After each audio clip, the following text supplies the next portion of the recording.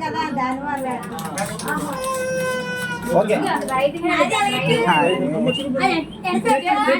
అమ్మాయి చేయ పట్టుకోమని కుర్చే కుర్చే కుర్చే అది అది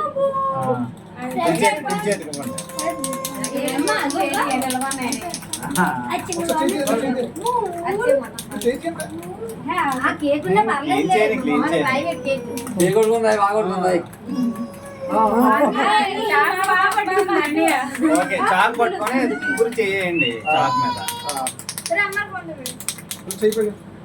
అలా కట్ అలా కట్ చేయించి